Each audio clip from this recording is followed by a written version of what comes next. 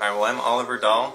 I'm the author of the book Lies, Ann Putnam Jr.'s Recounting of the Salem Witch Trials, and I'm currently serving a mission in what's called the Arkansas Little Rock Mission in the wonderful area of Collierville, Tennessee. And at this time, I'm with a book club who recently read my book, and so it's exciting to be able to share some quick thoughts about that while I'm out here serving and spreading the word about the restored gospel. It's awesome. When did you write this book? This book came out during my junior year of high school. I had written it for a program called NaNoWriMo, for National Novel Writers Month, which encourages writers everywhere to try to write a book in a month. And so I actually wrote Lies in about 2 weeks, but the editing process took several months after that. Was the book based on a real person or just somebody you made up? Yeah, that's a good question. So Ann Putnam Jr. was a real person. She was one of the leading accusers during the Salem witch trials, and she was 12 years old at the time, which is crazy. I actually had the chance to go visit Salem for like a couple hours is all, but I managed to find out where she was buried, and so I have a picture somewhere of me like standing on her unmarked grave with lies in my hand. So it's like just crazy to have stood there and know that the person that I kind of like made up almost is real right under me. So you mentioned in that story about where the slave uses this whole egg thing to do her witchcraft. Where did you come up with that? I'm pretty sure that's actually a kind of witchcraft that people used or did at the time.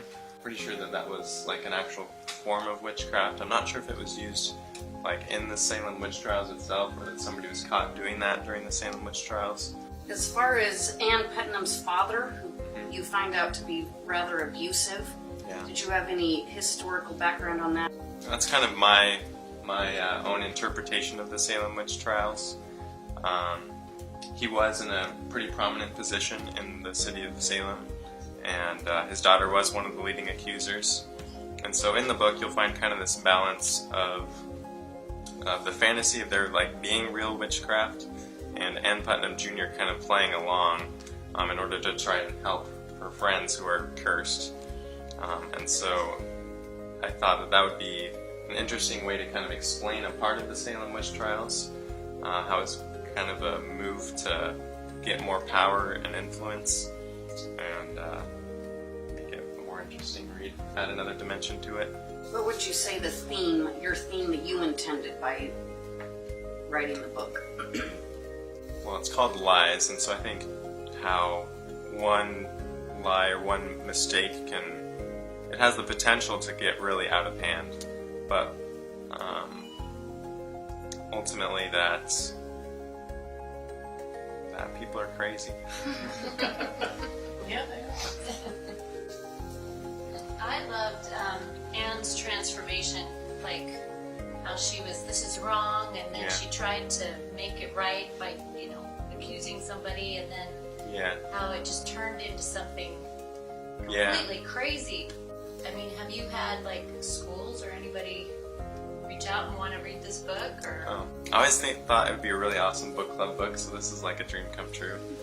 And I do really think it'd be an awesome companionship book to The Crucible, which a lot of people have read and are required to read in school. I had to read The Crucible like a year or two after writing Lies, and I hadn't read The Crucible before. But it turns out that Lies is actually more historically accurate than The Crucible in a lot of ways, which I pride myself in. But I think that it would be kind of an interesting compare-contrast, because we have the main character of The Crucible, who is somebody who is accused and is on the other side of things, and then we have Anne, who is an accuser, and so we get to see both sides and different perspectives. Did you have an age group that you were gearing this towards? Yeah, probably like at least high school and up, but I know that my parents, they really like reading the young adult books with me and with my siblings, and so I think that it's awesome when we don't like confine ourselves to the demographic of a book, because I don't know, I think that it's entertaining and it's fun to be able to read outside of your own demographic. Is there anything that you wish people would get out of this book? I think ultimately just like an enjoyable story. but also like being able to see how people can change for better or worse off of really little things, and kind of being able to have sympathy, I guess, for people who are in a position where they're kind of digging themselves into a hole, just to kind of see how that happens, and that they're really, it's hard to blame them because they're trying to do the right thing a lot of the time. Now, Anne, in my opinion, went from having good motives to, in a more of a protective, trying to save herself motive, to literally coming to love watching people suffer. Yep. And I'm not sure, even in the end, whether she really came back to the original innocence of a character, the way I saw it. Because even in the end, even her, where she stands on the podium and they read her letter, she didn't even write the letter according to herself in the book. She did it more out of a requirement rather than a true change. Yeah, that's interesting too, because there's a lot of different ways that I think it can be interpreted. Ultimately, Ann Putnam Jr. is the only one of those like several dozen girls who actually apologized. And even if that wasn't her writing the letter, she was up there on the stand, like, and I think she genuinely felt sorry.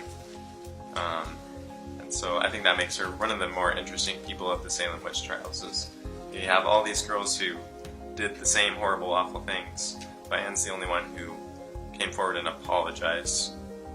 And that in itself is kind of debatable too. Was that historically accurate, that letter? I copied and pasted like exactly what it was, and then just kind of modified it a little bit so that it wouldn't like stand out as like, oh holy cow, now it's Old English. What's going on? So we know Anne was faking that she was under a spell, and so was that other girl. But were the other girls? That's just kind of my interpretation. Is I guess the way I saw it is because Anne was the only one who apologized, she saw herself as the only one having done something wrong, and so maybe she thought the other girls were being serious. And so I like the idea of having fantasy involved in the historical fiction, and so in the story at least, yeah, they were like legitimately cursed by this witch or whatever, but there's all kinds of weird theories about the Salem witch trials from historians, including like, my favorite is that it was an especially wet crop season, and so on their corn or their wheat or something, a kind of mold developed that was like a natural LSD hallucinogen drug. So. Well, that would tie in to how they were. Yeah, for sure. It would explain a lot. Were the girls ever held to a standard of proof? So the Salem witch trials like hugely revolutionized our modern judicial system, because at the time at least, all that was required was spiritual evidence, is what they called it, or spectral evidence. And so their word, it was God's word essentially, because they believed that they were being cursed. And so if they said so-and-so was a witch, that's God telling them that so-and-so is a witch. And that was enough. They didn't have to have physical evidence or anything like that. What about the guy? There was a guy out that was crushed. Yeah. Was that historically accurate? Yep. So during the Salem witch trials, nobody was ever burned at the stake or anything like that. That's the witch trials across the ocean. Most of them were hung. Some of them died in prison.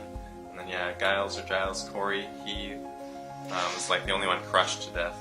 And his story is pretty brutal, but also awesome, because the only thing that he said the whole time was more weight, until he died. He was like 80 years old.